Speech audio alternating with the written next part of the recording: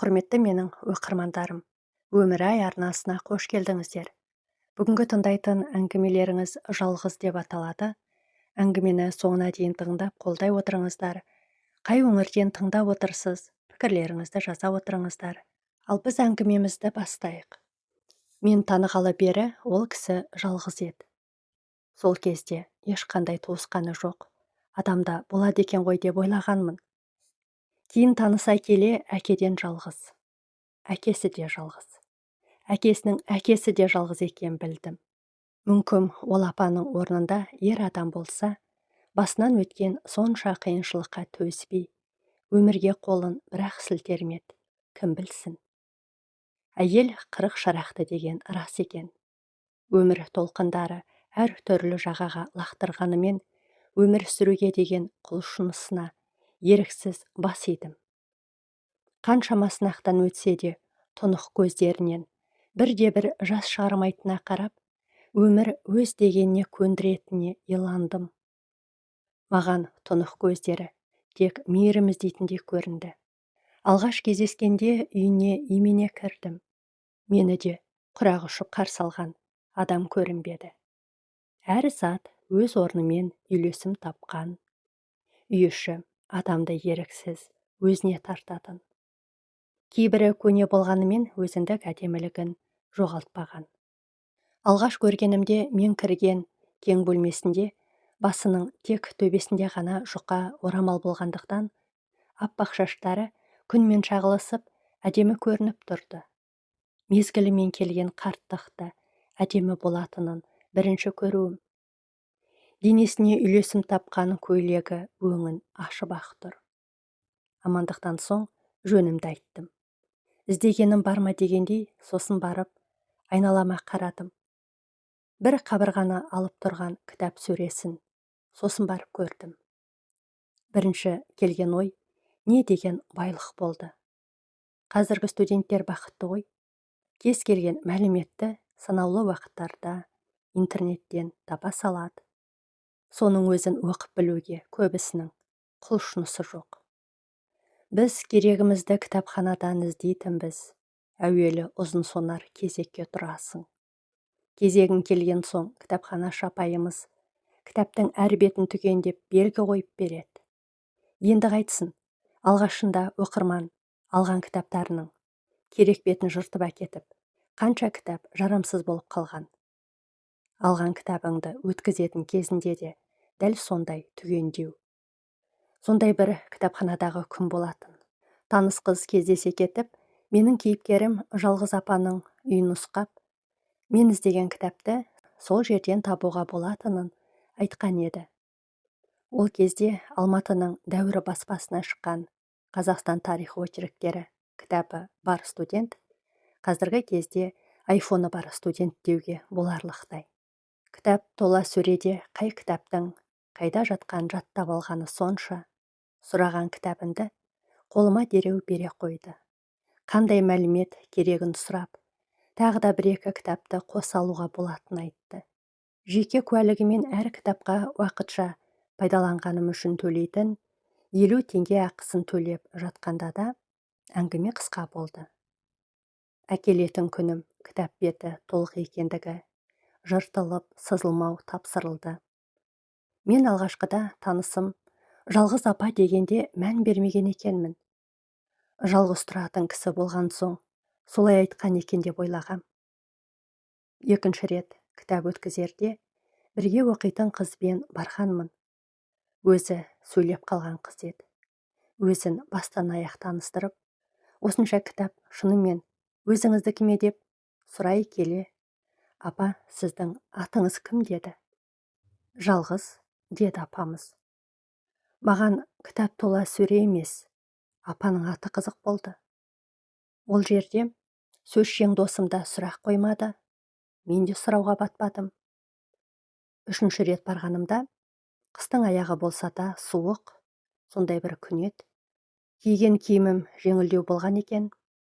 Жалғыз апамның үйіне жетем дегенше кәдімгідей тоңып қалдым. Қатты тоңғанымды жып-жылы үйге кіргенімде сездім. Бұл күні таң қалғаным, жеке куәлігімді бермей атымды атап, Осы көктемде аяқ басардағы ақпанның суығы жаман, қалың киініп жүрмейсің бе, тоңып қалыпсың ғой деп шығып кетті. Арада 10 минуттай уақыт өтті. Қолына қоңыр шыны бокалға толтыра құйылған шайды алып, қайта келді. Тізіліп тұрған 3-4 орындық болса да, бұған дейін келгенімде отырған емеспін. Сол орындықтарды нұсқап, сен мына жерге отырып, мына шайды ішіп ал. Бал қостым деп, өзі келіп кітаптарымды сұрап, демде тауып та қойды. Ыстық шайды асығыс ішкеннен бе екі бетім қызарып барады. Журналға жазып жатқан апам бірінші рет маған біраз тоқтап қарап, әне, бетіңде қызарып шыға келді. Сен қыз ауырып қалмасаң болғаны, деп сөйлей жүріп, бөлмеден тағы шығып кетті де, шамалы уақыттан соң қолында қызғылт түсті тоқыма жемпірі бар, қайта кірді. Сен бүйт, мына жемпірді ки деді. Жоқ апа, дедім бірден. Қыздан үйден үлкені, өзім сіңілім, өзімнен 10 жас кіші еді. Өзі 4 ұлдың арасында өстім. Ешқашан ешкіммен киім ауыстырып көрген емеспін. Неге кимейсің? Киіп ал. Таза өзімдікі. Бізде осылай туыла салмағанбыз. Жас кезінде кигенім, келгенде әкелесің ғой. Болмаса өзіңде қалдыр. Бәрібір оны киетін адам жоқ деп жатыр. Сыпайы рахметімді айтып, кітаптарымды алдым да жатақханама қайттым. Бірақ ол кезде ауырғаным есімде қалмапты. Мүмкін апам берген бал қосылған шайдың септігі тиді ме екен. Келесі бір барғанымда үйінде 2-3 жасар кішкентай баламен 40 жас шамасындағы ер адам болды. Апам мүлде өзгеріп кеткен. Қатқыл қабақ. Өзіміз 4 қыз барған едік. Бүгін үйінде қонағы барын айтып, ренжімей ертең келуімізді өтінді. Қайтып бара жатып ішімнен, анау баласы, анау немересі ғой сонда. Әйтеуір жалғыз емес екен ғой деп қоям. Кітап алмасам да алғандай боп, апамның жас балаша жүгіріп, мәз боп жүргенін көріп, көңілім көтеріліп қайттым. Ертесіне мен ол кісінің үйіне бара алмадым. Келер апта болатын сабаққа қатысты материалдар болған соң, асықпай барамын дедім. Сол күні ауылдан артынып мамам келіпті. Келіпті дейтінім, келетінін білмедім. Қазіргідей хабарласа қоятын. Телефон жоқ. Жаңбыр жауып, жер балшық еді. Сабақтан келіп, ішке кірсем, коридорда қасындағы қыз мамамның аяқ киімін жуып тұр. Қасындағы қыз сюрприз дегенше болмады. Мамамның аяқ киімін танып қойғанмен, мамам келіпті ғой деп ішке жүгіріп кірдім. Мамамды ертесіне шығарып салдым да, жалғыз апамның үйіне тарттым. Мамамның ауылдан алып келген бір банка икрасын құрт салып алған едім.